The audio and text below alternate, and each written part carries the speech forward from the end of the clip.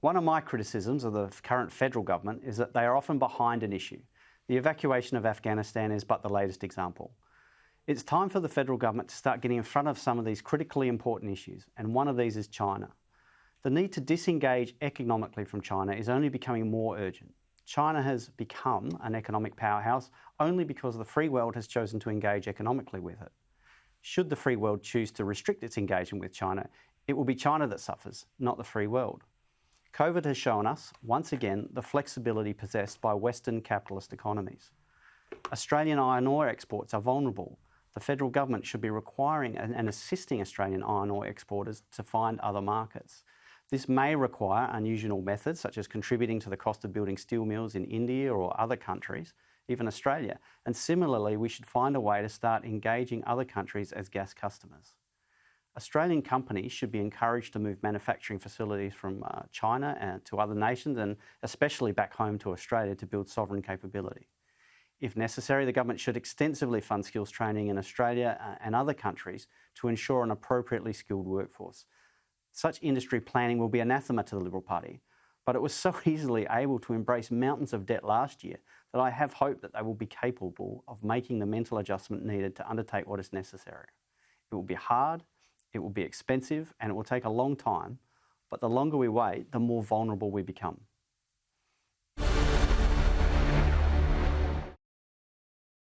Kosha, I'll swing to you first, but I'd just like to know your thoughts on whether we should be disengaging from China at all and how we should go about doing that. Yes, look, so I'm a firm believer in the virtue of self-reliance. I've talked about that on this program before, and I think, the things you mentioned, Tom, about spurring more manufacturing jobs back into the country and just bringing supply chains, reorienting them back here, or even away from China, to diversify them is a good idea.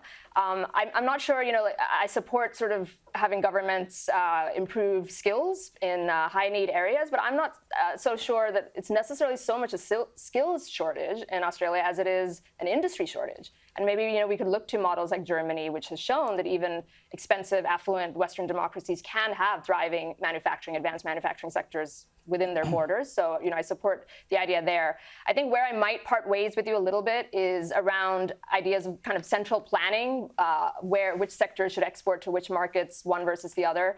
India certainly needs a lot of infrastructure. I can speak for that firsthand. But I think the Mittals have got that covered. I wouldn't want us to subsidize their steel industry as an example. Lakshmi Mittal is a billionaire, and he can hopefully figure that out for the Indians. But I do think that, in general, taking an eye back to sovereignty and bringing jobs back and being more self-reliant is a good thing. Well, I think the idea would be to make sure that the other nations are equipped, especially that manufacturing. I don't think we can do that low-value manufacturing in Australia with any great effect, but certainly there's sovereign capability that we need. But Campbell, I'd be interested as a Liberal Democrat with your view on this.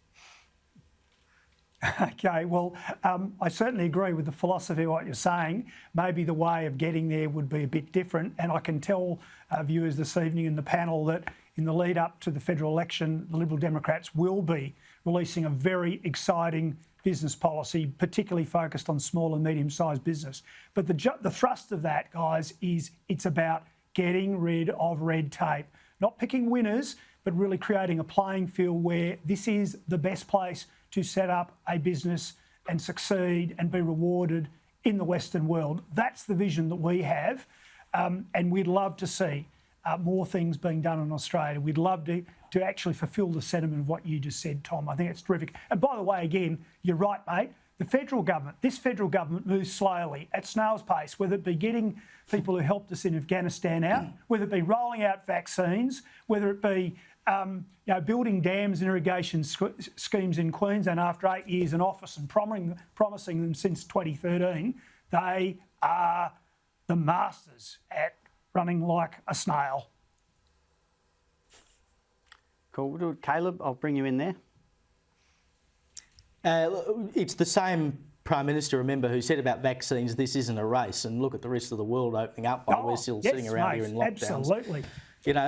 But I'm with you here, Tom. We have to be worried about China, and I think Arthur Sinodinos, who is now our ambassador to the US, put this quite well during the week in the Fin Review, where he said that China is now a bigger threat to Australia than terrorism.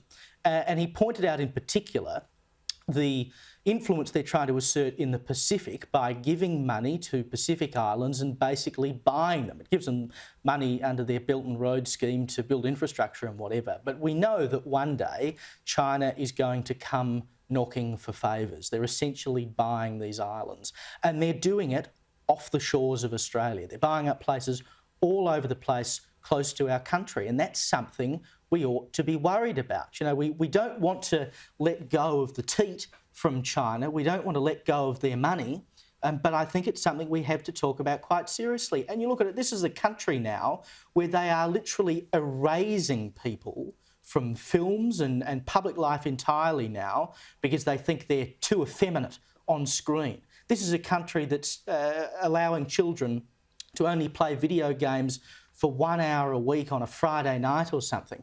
We are dealing with an actual communist dictatorship.